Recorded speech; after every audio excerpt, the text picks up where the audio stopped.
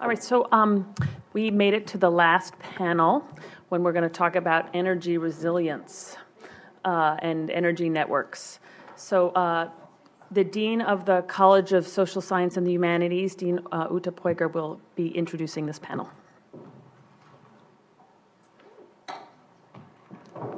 Thank you very much, Jessica, and it's my pleasure to introduce the last panel of this very exciting conference. I hear that you have had, and I have to apologize for not being able to be here all day. I hear that you have had very invigorating conversations all day, and I would have expected nothing less from seeing this process, this new institute emerge, and also from seeing the program with the wonderful multidisciplinary efforts at tackling big questions that clearly have been the main issue for both the Institute and for the agenda of its inaugural conference. So let me start by congratulating the law school on founding the new Center for Law, Innovation and Creativity, and congratulating all of you who have put this day of exchanges together. I'm very pleased that this inaugural conference was conceived in such a way to cement partnerships between the law school and research efforts at Northeastern that are designed to tackle big questions of our day, grand challenges, as our engineering colleagues would sometimes call them, through multidisciplinary efforts, and to make law, regulation, governance, transparency key themes as we are engaging in these big questions of our day. Our panel this afternoon highlights work that is emerging between my college, the College of Social Sciences and Humanities, and the university's newly founded Global Resilience Institute, as well as the School of Law. And the focus for the panel, as you know, is resilience, and in particular, the emphasis is on energy resilience. Jessica Silby, Lee Breckenridge, and Jenny Stevens have put together a panel in this space that will really cement our work in energy resilience, work that we will be pursuing further. I'm very pleased to say to all of you, with the arrival of Shalanda Baker as the first jointly appointed professor of law and public policy who will be coming into this space beginning this summer. The College of Social Sciences and Humanities has as its organizing philosophy and educational model a term that we frequently refer to, namely the term experiential liberal arts. And what that means for us is that the liberal arts at Northeastern are very much about intertwining our research, teaching, and engagement mission. And you can imagine that from that perspective, engaging with institutions outside of the university from the perspective of the liberal arts is very, very important.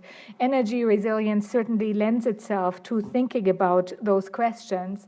Particularly important for us is also engagement with policy, with governance. And so there's much that we can do in interdisciplinary efforts in our collaborations with the School of Law. And the concept of resilience so much focused on how individuals, societies, states, corporations, the private sector respond to disaster as well as long-term challenges in our natural and built environment is, I think, a particularly fruitful concept for fostering the kind of asking and answering of big questions that we are after at Northeastern and in the multi-institutional conversations that we want to foster further. So it's with great pleasure then that I will turn over the panel to the moderator, Lee Breckenridge, who will introduce all our panelists. I hope that as you are listening to these conversations with folks from, indeed, government, the private sector, as well as academicians, that you will keep in mind that this interlinking is really so important, not just for the future of academia, but for the future, of course, of our world. We all know that our students are intensely interested at this point in questions of energy resilience. These questions, of course, very much relate to our survival as societies. They also relate to questions of the resilience of communities, including indigenous communities. And so I very much look forward to hearing the multiple perspectives that we can bring to these big questions. And again, congratulations to all of you who are the founders of this mission, and we look forward in CSSH to many more collaborations with your new institute. Thank you so much. So this panel is, underneath it all, about climate change. We have to remember the underlying mission, which is to wean society from fossil fuels and greenhouse gas emissions, and to somehow transform the way in which we use our atmosphere so that it doesn't change in a truly disastrous way. And as part of that, we're talking about a shift to renewable energy. In part, this is a shift that's underway. And in part, this is something we're striving for in transforming our economy and the institutions that go along with it. I should say that this panel, in an interesting way, is also, like the last panel, about the sharing economy. Because as we see innovations in renewable energy, we are also seeing a potential shift toward decentralized generation of energy. We are seeing consumers of energy turning into potential producers of energy, trying to feed back into a newly reorganized system. So solar panels, decentralized storage systems, maybe even your electric car sitting in the driveway helping to store energy and then feed it back to the grid. These are all forms of reorganization that involve technological innovation, but also institutional innovation and really transformative changes to the way we coordinate things with each other. And in that context, I should say that autonomous sensing, algorithmic controls, these digital technologies are playing a really crucial role in piecing all of this together. So we are extremely fortunate today to have 4 wonderful speakers who have each been on the ground, part of trying to help this transition to renewable energy happen. I'm going to introduce them ever so briefly in a thumbnail sketch and then let them, I hope, elaborate a little bit on their very diverse experiences as they talk about observations and recommendations for change. First of all, Anne Berwick is, interestingly enough, currently Director of Sustainability for the City of Newton. This is a brand new job and quite an interesting addition to a past series of very important positions. Most recently, I guess, as the chair of the Department of Public Utilities under Governor Deval Patrick through 2015. Josh Castonguay is Vice President of Innovation and Generation at Green Mountain Power, which is a truly innovative, interesting power company in Vermont that's taking a leadership role in integrating renewable energy into a larger system.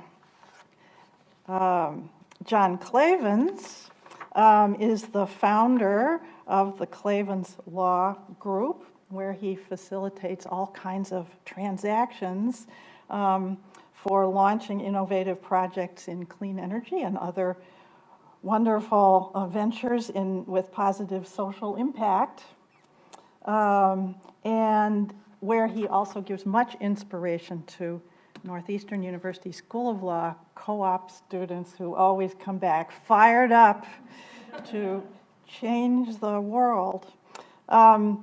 And finally, Jenny Stevens, my wonderful, relatively new colleague in the College of Social Sciences and Humanities, who is the Dean's Professor of Sustainability, Science, and Policy, and also Associate Director of the new Global Resilience Institute.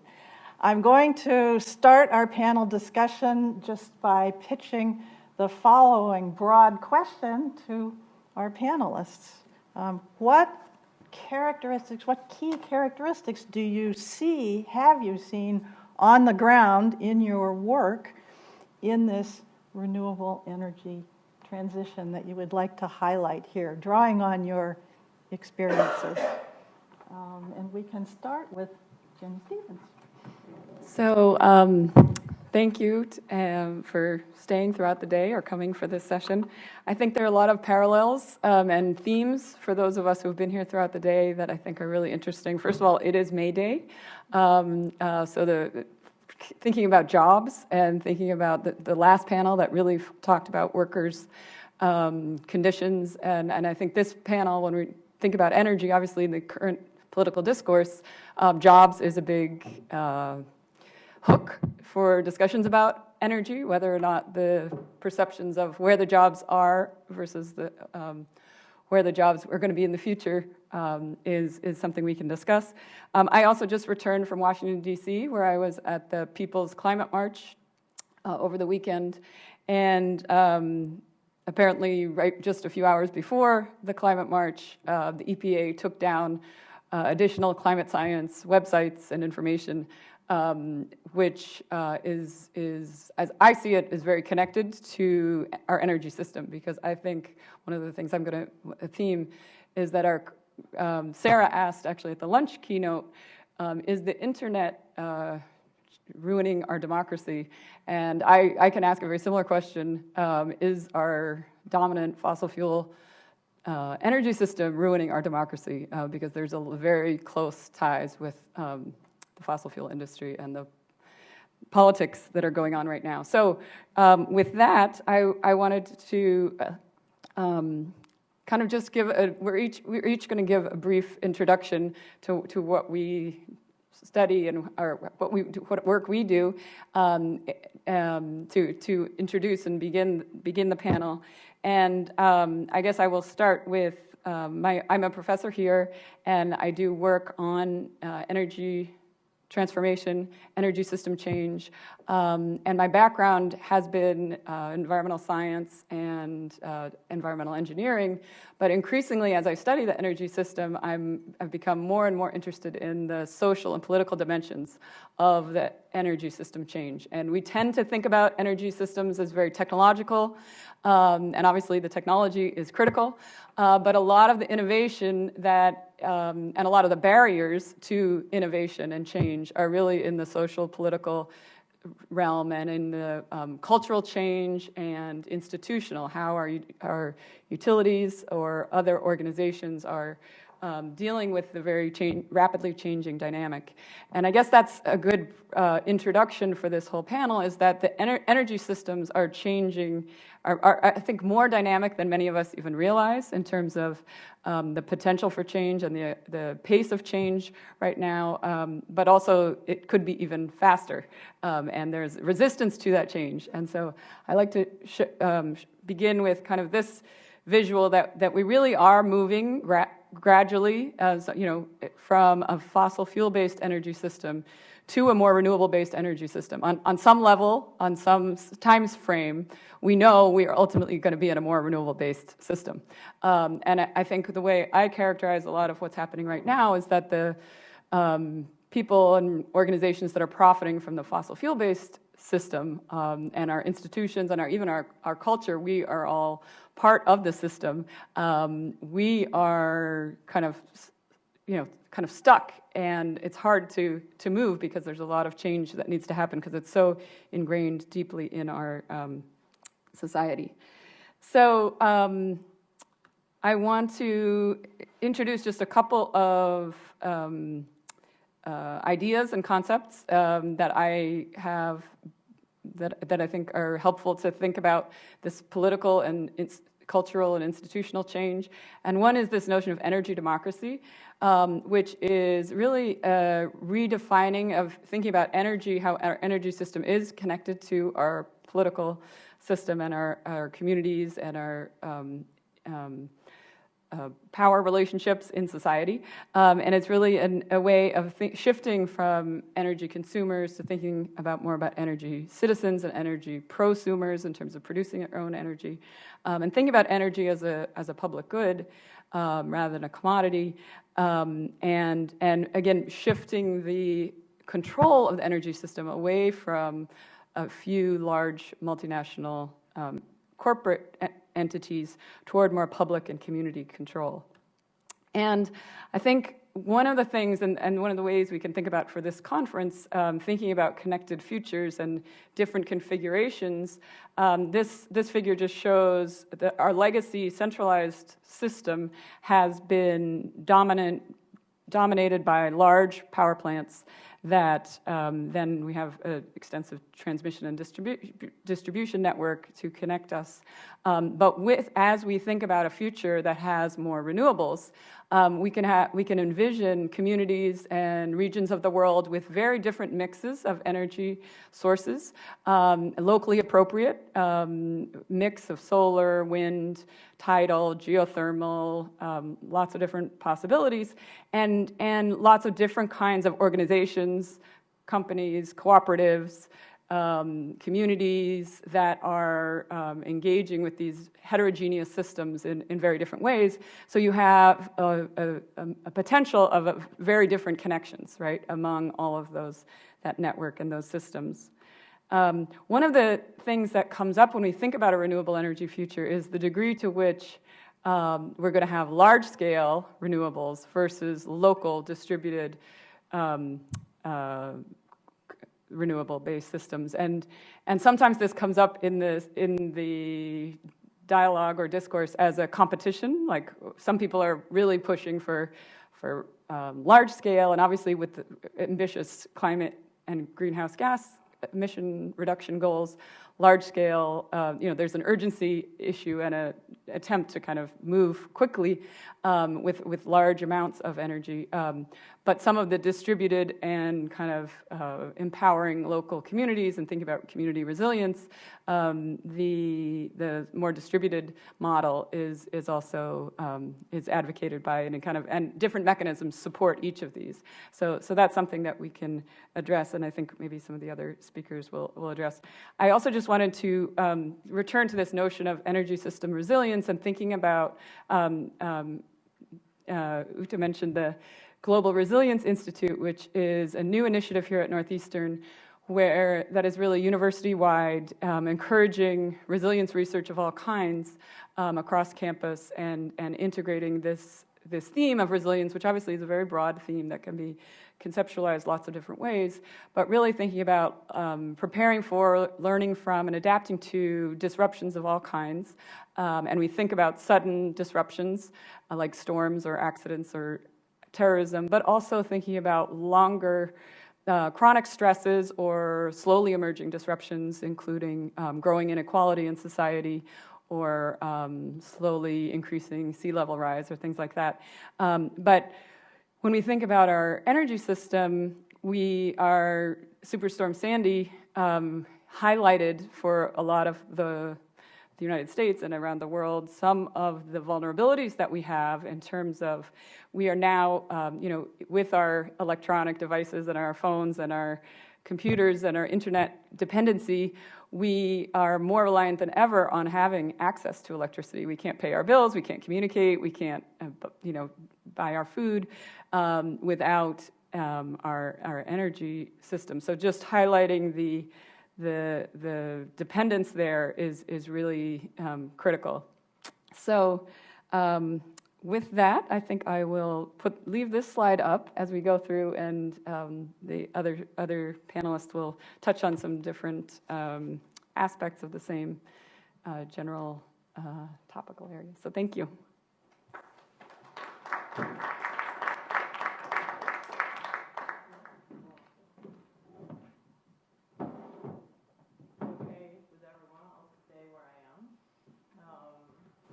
So each of us was, as you've heard, asked to talk a bit about our career path and also about sort of substantive points we want to make arising out of that path.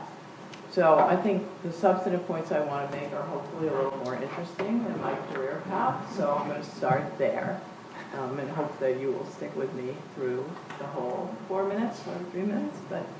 So I think the main points I want to make is that we actually know very well how to address climate change. It's remarkably simple. And what's missing is not the know-how, but the political will. And here's how we do it. The first step is energy efficiency and conservation. So use less energy, right? So that can mean a lot of things. It can mean walking or riding a bike instead of driving a car.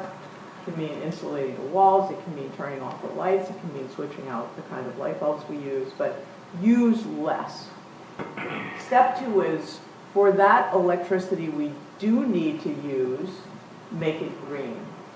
Right now, our electricity mainly comes from fossil fuels, certain renewables, and nuclear energy. The fossil fuels can, at least in some substantial part, be replaced by renewables. What else do we use energy for? Mainly for transportation and building heating and cooling. So the answer is use more electricity. Maybe it sounds counterintuitive, but the fuels we use for transportation, mainly gasoline and diesel, can't really be made much cleaner. Natural gas and oil for building heating also can't be made a lot cleaner. But what we can do is green the electric grid and then use that electricity for everything we use energy for, or as much as we can for what we use energy for. So those are the simple steps, really. Energy conservation and efficiency, green the grid, use that green electricity for other purposes as well as for conventional electricity purposes. And I just want to observe, and as part of that story, that natural gas is not a clean fuel. And so if we're replacing natural gas for building heating, we want to replace it with clean electricity, because although the folks who sell natural gas will tell you that it is clean, in many respects it is not. And we'll see if we have the time to talk about that further. Okay, so my career path, I really wouldn't call it a path, and my main message to you is that planning is overrated. I went to law school to be a legal services lawyer. It ended up that my enthusiasm for hiking and skiing brought me to environmental law, and then from there, inevitably, I think, to energy. I worked in the Attorney General's office in Massachusetts after Lee Breckenridge, or not right after Lee, but shortly thereafter. And she actually had a lot more skills and experience to be there than I did. And then I worked in the Alaska Attorney General's office in Anchorage for a bit. And one interesting observation I will make about working in Anchorage is that there are an awful lot of lawyers from Northeastern there, because Alaska doesn't have a law school. They end up having a lot of co-op students there, and a lot of those guys stay. And it's amazing the extent to which the judiciary in Alaska is made up of Northeastern grads. So anyway, just a conservation. As Lee said, I am Director of Sustainability currently in the City of Newton, and I spent 8 years in the Patrick administration, first as Undersecretary for Energy, and then as Chair of the Department of Public Utilities. And if I were starting over again, I would definitely work on energy and climate change for all kinds of reasons that I think you guys all know. Among them, the important one, that the planet really depends on our solving these problems. And it would be great to be a lawyer and engineer and understand finance, but most of us don't have the luxury of going to school for that many years. So I really recommend, from whatever perspective you end up working on climate and energy, if that's your interest, that you do it, and there are lots of ways to make important contributions. Thank you. And now Josh. Okay. Hello. Again, so Josh Castlegate, thank you very much for having me. Quick, my background. I live up in Burlington, Vermont. Work for Green Mountain Power. We're an energy transformation company in Vermont. I grew up in Maine. I studied at University of Maine electrical engineering, graduated in 2003, and have been at GMP since. And my path there has been all over the place. Under our CEO, Mary Powell, who at the time when I started was COO, was pretty willing to let you dive in as far and fast as you wanted to in terms of kind of pushing the envelope. So at a pretty early point in my career, I was able to do some cool things in terms of energy transformation with our team, and that's kind of led me to doing this work. So again, I say we're an energy transformation. I can't think of like a worse word than utility. We've tried to shed that word every step of the way because it's ugly, but it's also not what we are. This whole thing, I mean, Jenny said it in her intro remarks around this, it's a time of energy transformation. You know, we look at it as we need to transform this energy delivery system to one that is much more home, business, community based. It's a delivery system that hasn't changed in well over a century. And when you really look at it, we're starting to make a few steps there, but it's a system that is at best 50% efficient when you look from the start to the finish, when you create energy, what it takes to get there to when it turns into light or whatever you need it for. And even, you know, and the climate impacts aside, Mother Nature is not backing down, believe it or not. Like if we keep replacing and making systems more robust. You mentioned, you know, Sandy and Irene, very devastating to the Northeast. Those are getting, you know, closer together, those kinds of storms. I run our team of hydro generation in Vermont, and we see 100-year flood events every year and a half. Like, so it's, you know, the data is obvious.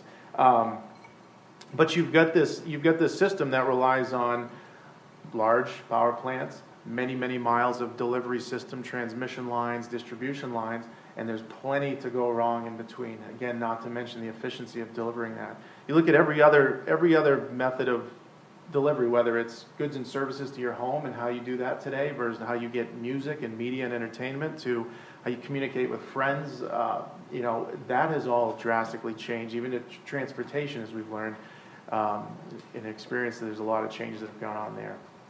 The energy system is really ripe for this transformation, and we're leaning in heavy to this energy revolution.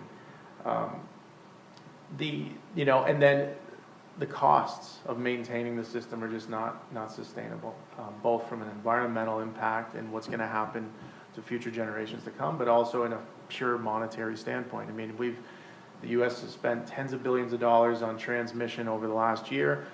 Outages, just power outages, have cost, you know, $50 to $60 billion in just economic impact, and that's not even including the cost it takes to restore everything. So it's a significant amount of money that's going into managing this system that hasn't changed and needs to change. GMP, Green Mountain Power, is the first and was only until recently B Corporation. So if anybody knows what B Corp is, basically it actually changes your governance and bylaws to be able to look at more than just bottom line when it comes to if you were ever to sell your organization, for example, or how you want to run from a cultural standpoint. We were the first, you know, energy company in the world actually to move to this B Corporation standpoint, which even the B Corp team couldn't believe we made it there. We were right up there with Ben and Jerry's, which is power and ice cream. That's pretty cool. So that's just a little bit. Again, I've been at GMP since 2003. I lived with my wife and two kids up in Burlington, Vermont, and made the trek down this morning. I appreciate being here and get into more here after John goes.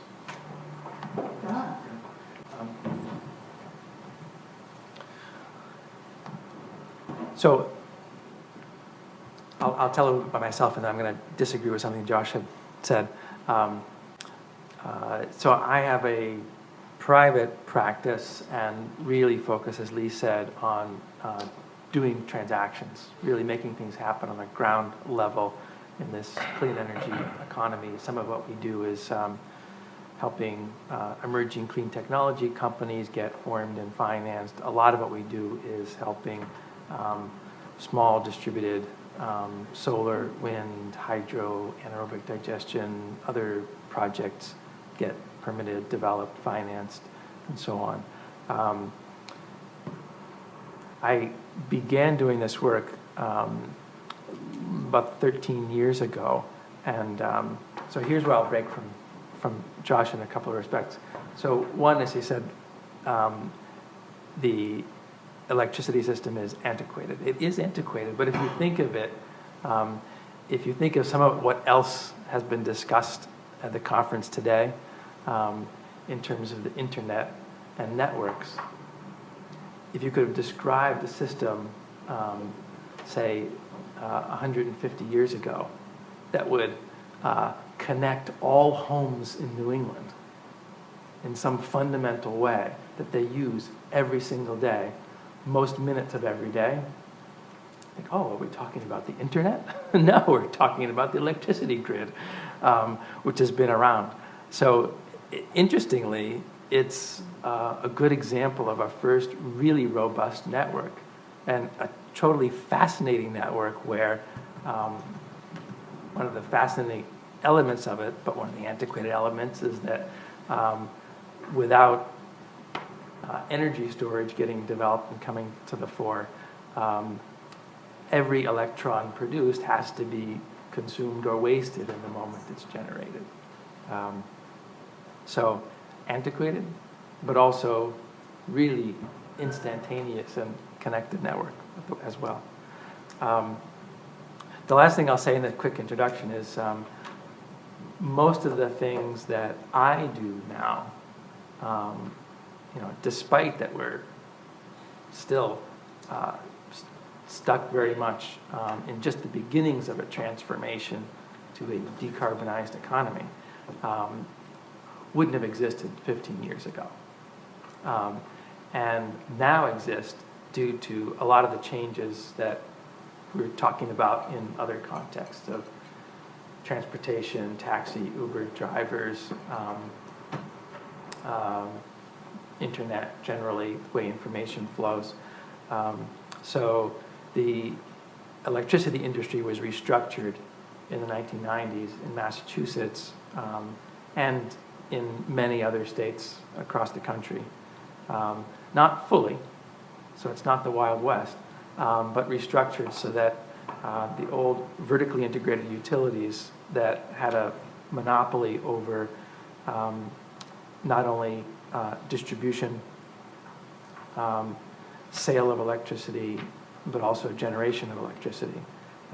Now, in Massachusetts, just have a monopoly over distribution, except for in certain municipal territories. So all of a sudden, that creates a market for the things that utilities don't have a monopoly in. So that's deregulation. What about regulation? Has played a role too. There are multiple examples, but one key example are renewable portfolio standards, which are an example of a very cool market-based regulatory mechanism to require that utilities' portfolio of wholesale power include a certain percentage of green power. So it's a regulation from on high, but they don't tell you how to achieve that percentage. And there comes the market opportunity. So I'll stop there with some of those innovations and we'll continue. Thank you so much. I want to ask our panelists, I guess broadly speaking, a question about current opportunities and challenges in trying to make this shift. I know we see in the literature, so to speak, or in New York's reports as they innovate in their system, we see, for example, some talk about how wonderful it will be to incorporate right down to the most small-scale distributed generation and storage, integrate that into the grid system, and then feed it back.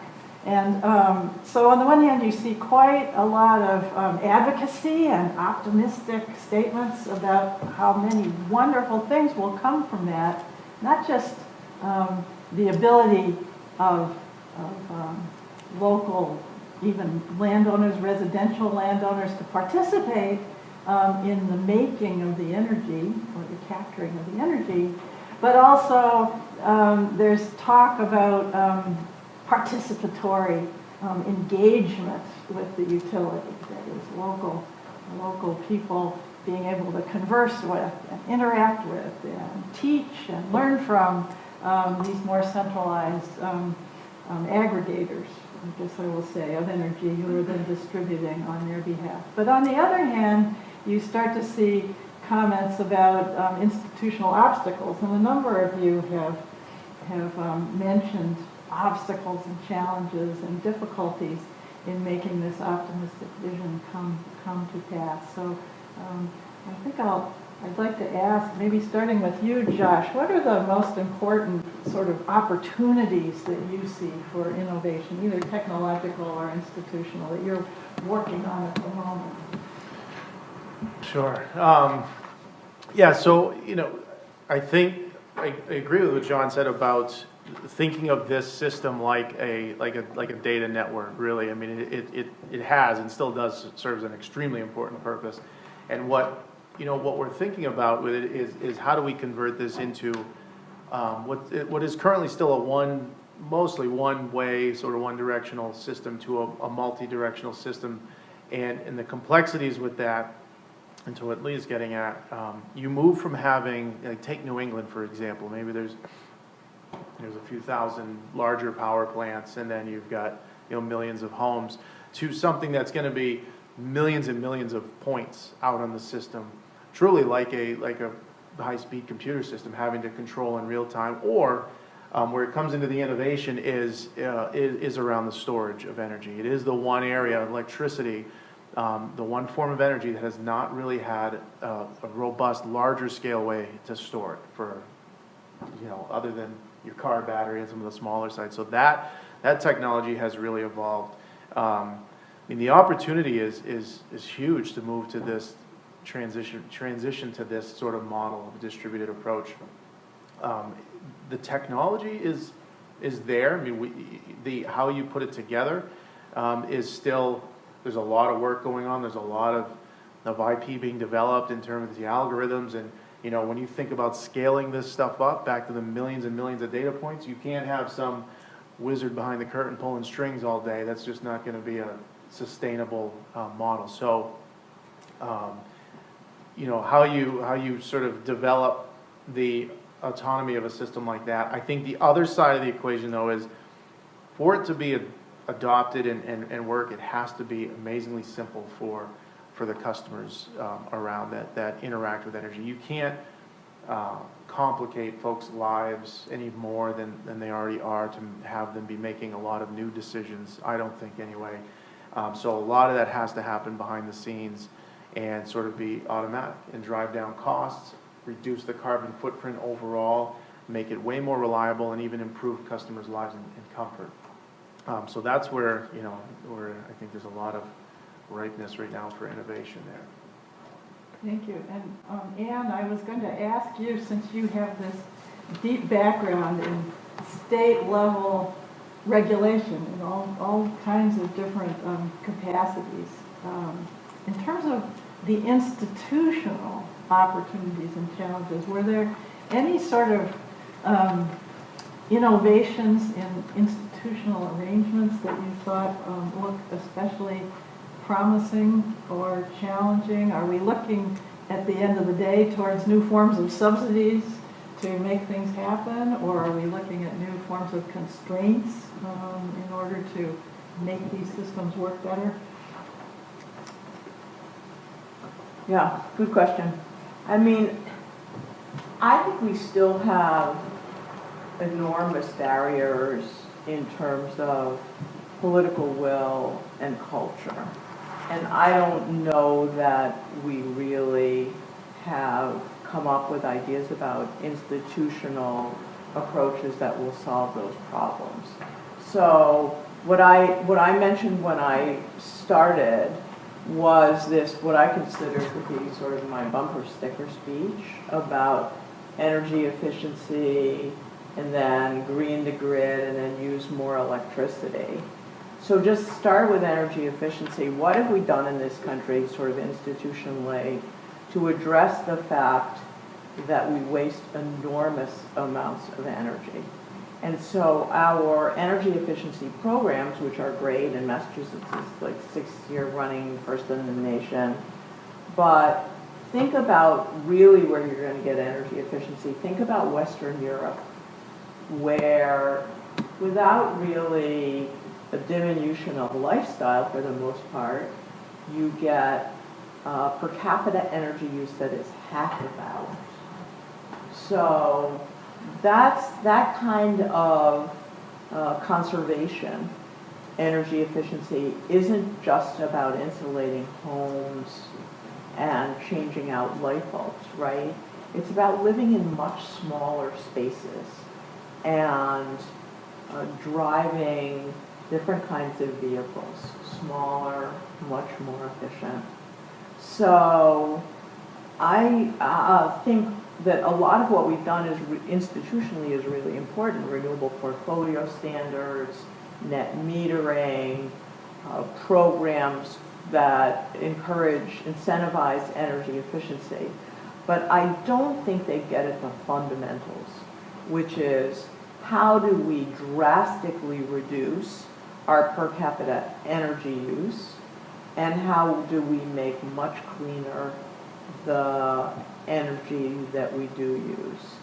And I think some of the answers to that are carbon pricing, right? Will be, I think we would still need renewable portfolio standards, net metering and the like. I don't think carbon pricing actually eliminates all that.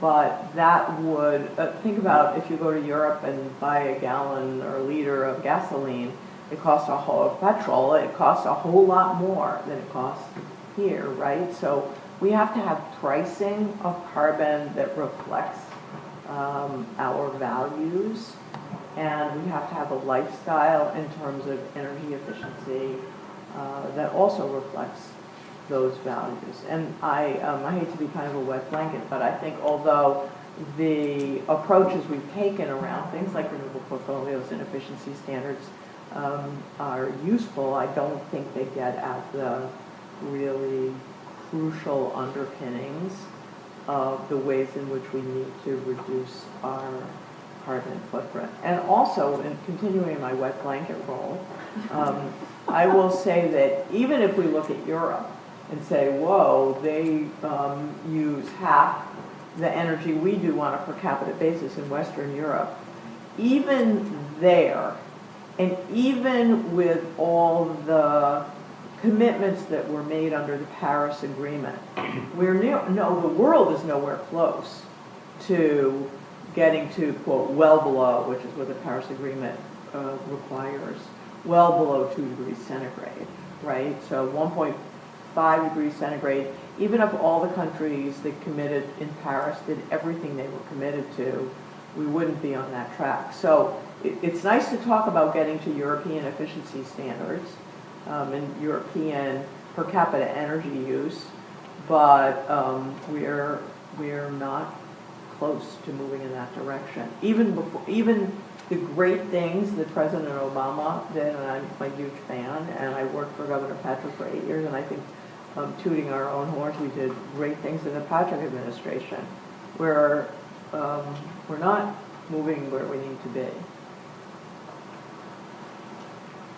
Thank you. And I know now I can turn to John, who down in the weeds of transactions knows that there are at least some wonderful new opportunities coming along for piecing together a type of coordination that will be helpful. Sure. Well, a couple of things. Just picking up on what others have said, and then providing some additional thoughts. So, one, Anne talking about mainly leading with the goal of environmental protection, and reduction of greenhouse gas emissions. And it's worth thinking in this forum about how much is that our goal, and where we introduce ideas like energy democracy, it's a more cost-effective and better way of achieving environmental goals, or are we trying to balance achievement of multiple objectives? Could we achieve better, quicker, maybe cheaper environmental gains through some completely, let's call it, totalitarian system, but that loses democratic values? Or is there something inherent about distributed, democratic, prosumer energy that's a way of really, rocking the climate change boat? I don't have an answer for that. That's a question the smarter people on the panel can answer.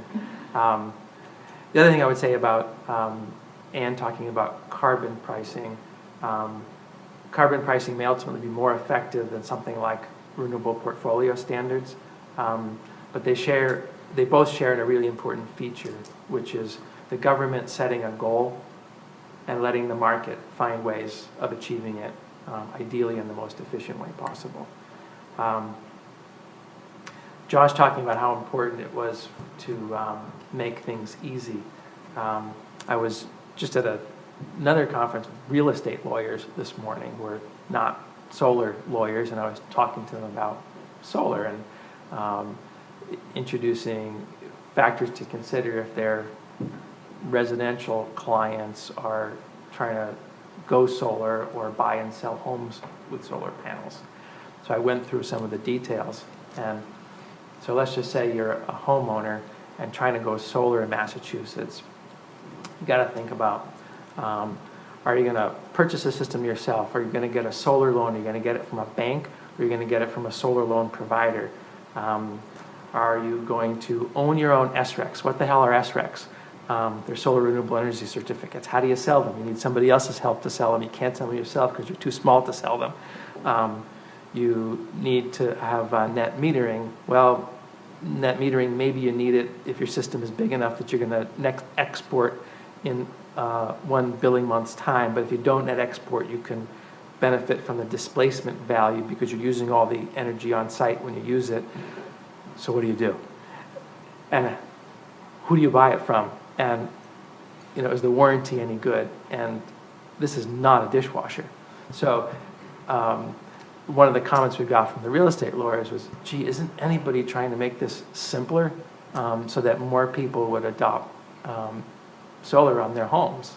And yes, there's been tremendous achievement of solar, but is that complexity necessary? Is that complexity an example of democracy and choice?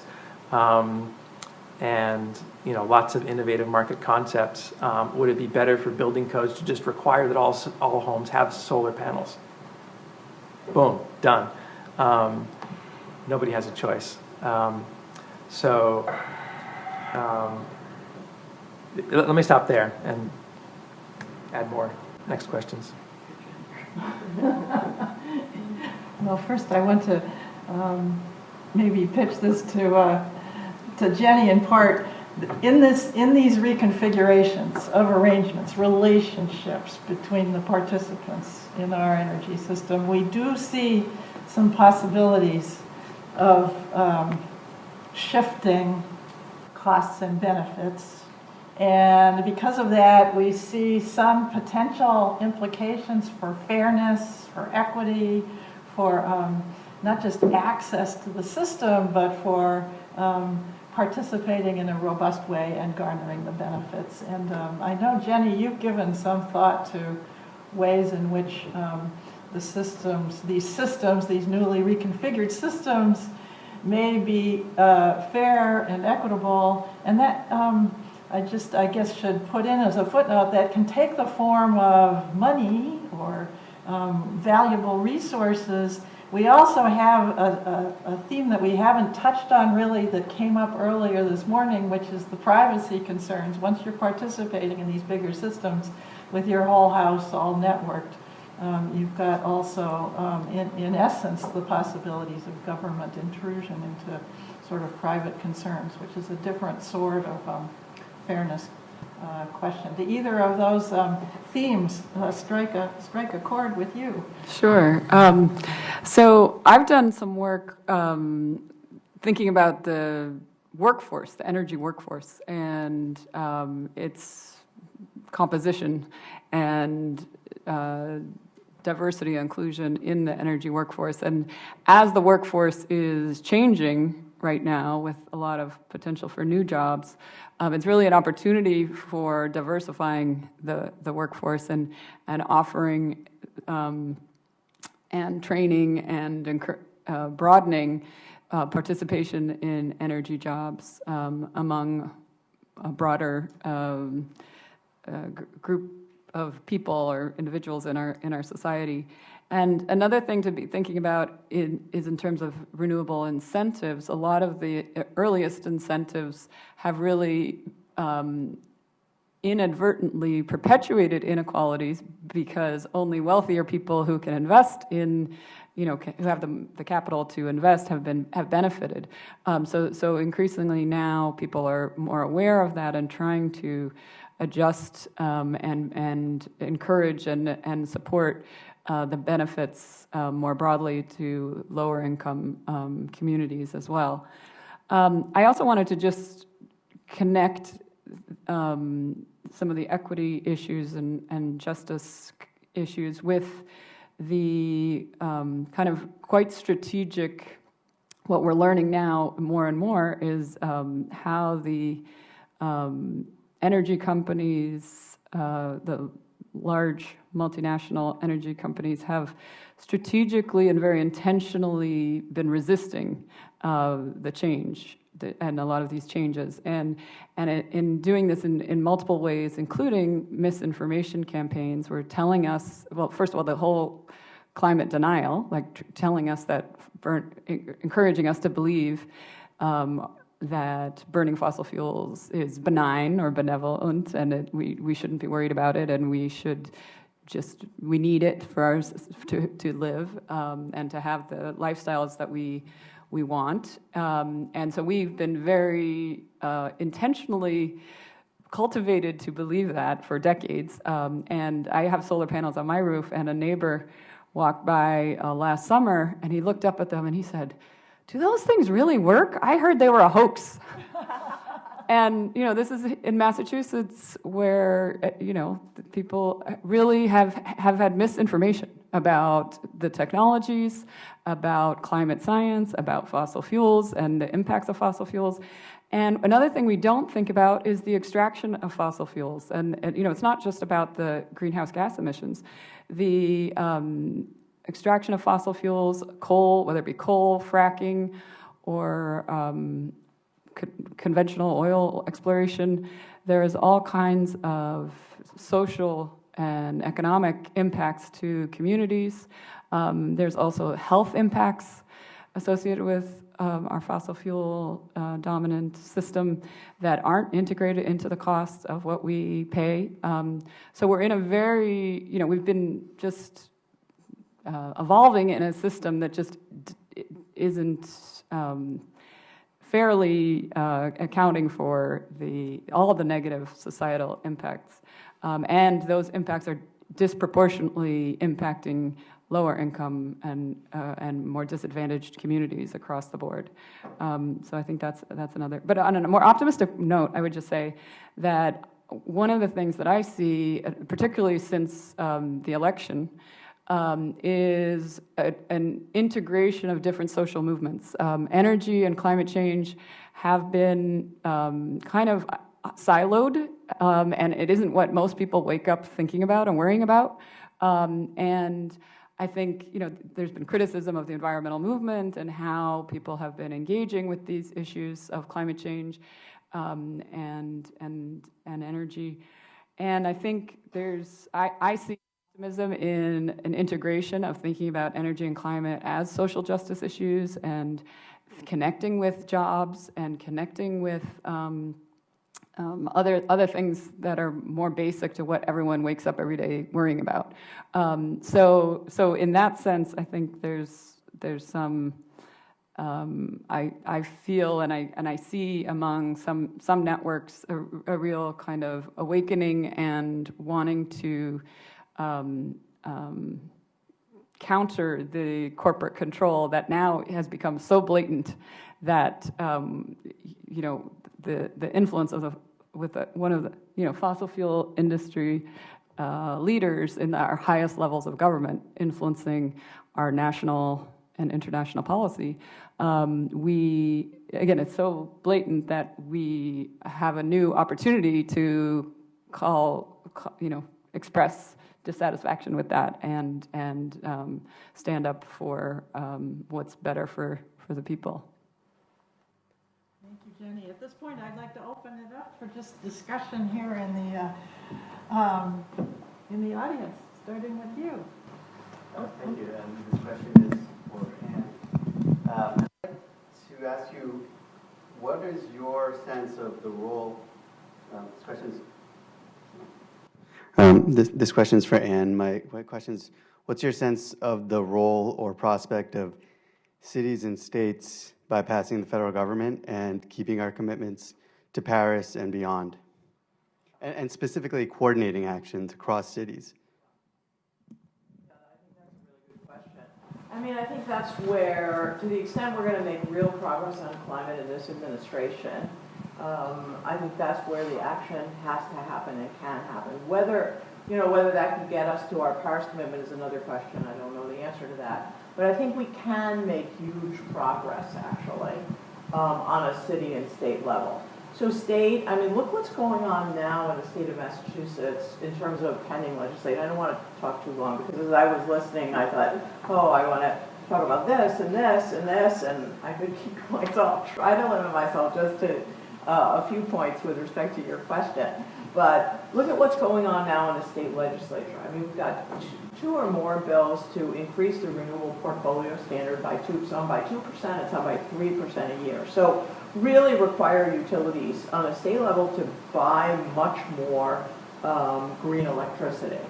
On the municipal level, a number of cities, Newton included, are looking to adopt, and some have adopted, municipal aggregation programs that actually have a, quote, green component. So cities would actually, it take a little longer than I have to explain exactly how it works, but on behalf of their ratepayers, aggregate all their ratepayers, buy electricity as a ratepayer purchasing group, and require some of that electricity to be green. And a number of cities have required a 5% purchase. Brookline just went for a 25% purchase. So that's over and above the 12% that we're at from through the renewable portfolio standard, which may go up 2% or 3% a year. So we're talking about major municipal and state requirements to purchase green renewable sources of power, and I think that's very significant. We have as of last year, last summer, we have an omnibus energy bill that requires utilities to purchase 1,600 megawatts of offshore wind. That's a whole new industry that's on the verge of taking off in southern New England. So I think there are tons of opportunities at, for example, also encouraging the use of electric vehicles and low-emitting vehicles in general. So I think there's lots of room for activity on the state and municipal level.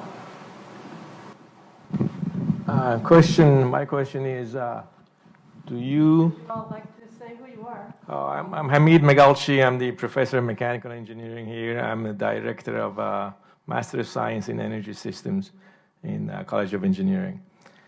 Is the breeder nuclear power plant clean and renewable, and should it be in the mix?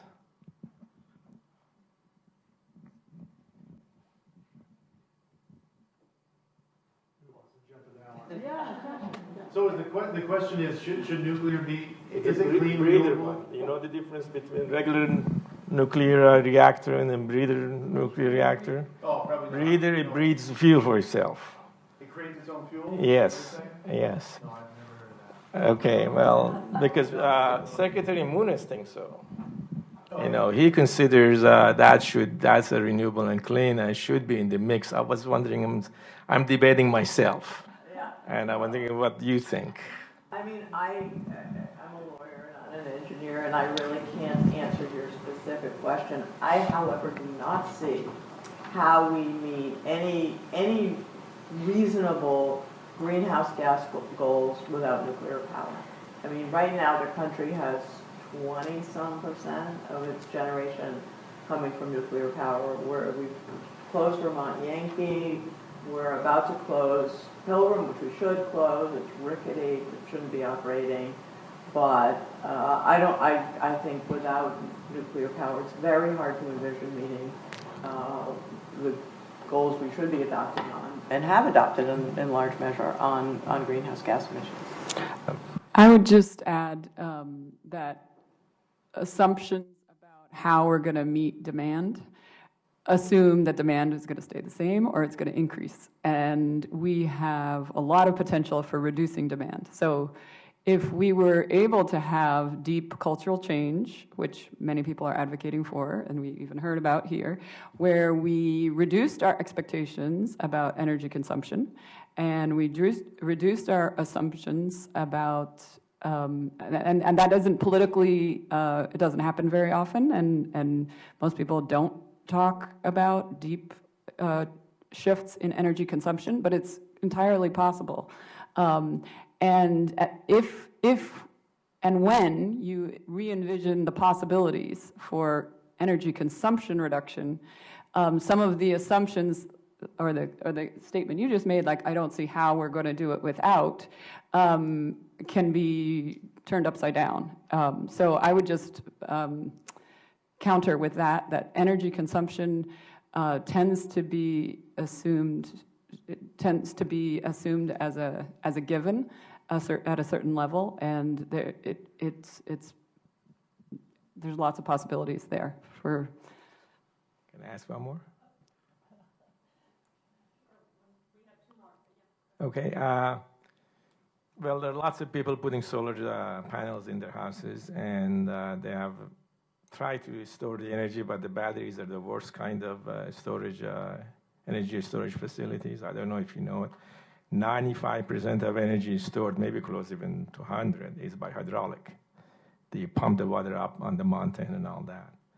Now, if people put solar energy and try to sell energy during the daytime to the utilities, how does it work? Can the utility survive with that? Everybody sells energy back to the utility and then buy it at night, so the net may be zero or a little bit, and who's going to take care of all the power lines? Yeah, so you're getting at a really hot topic question around the country and beyond, probably in terms of just policy around how, you know, you've got this system that has to continue to be paid for. If everybody's generating their own, how does it work? I think there's going to be, I mean, you've started to see some changes in terms of whether it be net metering or, you know, self-generation rules in different states. I can't speak to a lot of the other ones. In Vermont, you know, we're looking at it pretty closely in terms of, okay, what is, we look at it simply as, what if GMP's revenues are 50% of what they are today, 10 years from now, because of that exact thing? What do we do? Are we going to go in and start trying to slow down and create new fees? No, I mean, that's not our style. I think that's been some other utility approaches. Or are we going to try to then create either a new platform that actually has some revenues being produced in the regulated model that offset some of the lost revenue there? Are we going to help transition? You know, so Vermont passed an interesting law last year, sort of like an RPS, but Vermont had to be unique. So we had this tier 3, which obligates us to help customers make a transition off of fossil fuel. So leveraging things like air source heat pumps, transportation, and helping to make it easier to electrify. So at the same time, are we strategically electrifying and sort of either flattening out that impact and also creating new revenue streams to counter that? That's, you know, that again, that's our approach. It's a little different as you work yourself around the country, though. Hi, I'm Clark Freifeld, computer science faculty and program director of MS Health Data Analytics. Given that we are basically past the point of catastrophic impact of climate change, even if we cut our carbon emission to zero today, do you see a role for geoengineering? I know this is a controversial thing. Is that a red herring? You know, spraying sulfur in the atmosphere, doing these sort of wacky things to basically try to cool the planet while we figure out this grid stuff.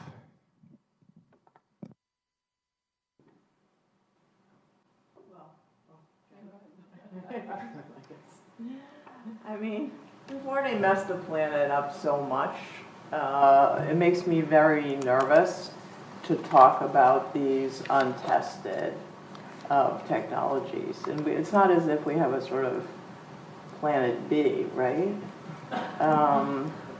So, I mean, I have to say I don't like the idea. And remember I started with saying we actually have the technologies we need. I mean, if we change our lifestyles dramatically, and so that we're really reducing demand, and if we adopt in a very widespread basis the renewable resources we already have. I mean, for this part of the country, offshore wind has potential for 10,000 megawatts. If we do the things we know how to do, then I would rather avoid these ideas of geoengineering, which, in my understanding, from a non-scientist point of view, are not so well developed that we can be confident about their safety. I mean, I just wanted to say one other thing, which is, for those of you who have seen An Inconvenient Truth, the Al Gore movie, remember the metaphor of the frog who jumps into boiling water versus the frog who's in a beaker of water that's slowly heated. And the frog who jumps into the hot water tries at least to get out quickly. And the frog who's in a slowly heated beaker kind of sits there and cooks. And I think right now we're more analogous to the frog in a beaker, right? It's conceivable to me that if we have a lot of events that really bring home to people. Luckily, I'm not advocating for that, and luckily I have no control over it anyway. But if we have a lot of events that bring home to people the nature of the risk, the flood risk for Boston, for Cambridge, the disappearance of New Orleans and Miami, then maybe we start to do the kinds of things Jenny's alluding to. Very difficult because the sort of question also lends itself to news stories. May be true that have you passed a point of no return, in which case is everybody focusing their efforts in the wrong direction, and you should be focused on adaptation, resiliency to climate change, as opposed to spending lots of public and private dollars trying to reduce emissions too late. Hopefully, that's not the case. I would just also add to the question about geoengineering that it's only a small handful of scientists who've thought about these ideas, and it's a very technological fix approach that fails to integrate a lot of social, political, governance concerns, a lot of risks that I think we are hard to even wrap our heads around what all of those could be. And I think there is not, I think there's a concern that scientists talking about these ideas and advancing them and highlighting the importance of how bad it could get, and maybe we need this for as an insurance policy kind of discussions, advancing those without the people who are really going to be impacted being part of the discussion could lead to a very dangerous or not good situation in terms of legitimizing even the idea of manipulating the climate in that way. So I have some kind of deep concerns, and I think I see some parallels with carbon capture and storage, which is another set of technologies that I've studied for 10 or 15 years, where I feel like people, it's kind of appealing to think that there's some technological way out there. So, but it diminishes from the efforts of other potential changes, and so it's a real challenging thing to juxtapose. But yeah, good question.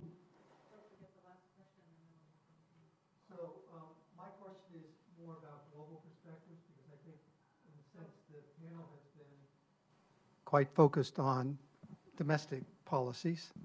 And globally, you'd have to say that there's a huge maldistribution of energy resources, and that many people in low and middle income countries actually have far too little access to energy resources at present. And a great deal of international policy and policy exported by the U.S. is actually focused on perpetuating the fossil fuel economy globally, to restrict access to green technologies in other countries, et cetera. So I just wonder if the panel, I know it's a big extra topic to add on at the last minute to what you've already talked about, but it does seem to me that the problem is in a sense even bigger, because we have to have much more energy equality globally. If we reduce, if we let other people use more, we probably even have to use less, or we have to be certain that what we're using is totally green. And we have to have policies that affect global policy as well as just national or state or local policies. Well, I mean, I think, I don't know a lot about the international scene, but I will say one of the most important points of the Paris Agreement, it seems to me, was a commitment of G8 countries, including us, to contribute very large sums of money to, I don't know what the right term to use these days is, the politically correct term, but developing or third world countries, so that they can adopt some of the resources that we know they're going to have to adopt if they're going to start to use a lot of energy, right? So solar and electric vehicles. I think if the U.S. pulls out of Paris, and there's apparently a big debate going on in the White House as to whether or not we will. But I think even if we don't, we can count on the U.S. commitment of billions of dollars to the rest of the world, so that the rest of the world can live up to their Paris commitments. That's not going to happen, even if we don't back out. Even if we don't back off Paris in name, we will back off Paris in fact, which is to say we won't make good on our billions of dollars of commitment to the rest of the world. And also, by the way, we won't continue our commitments, we already know this, to the Clean Power Plan, which is the main vehicle for the U.S. to live up to its own domestic Paris commitments. So.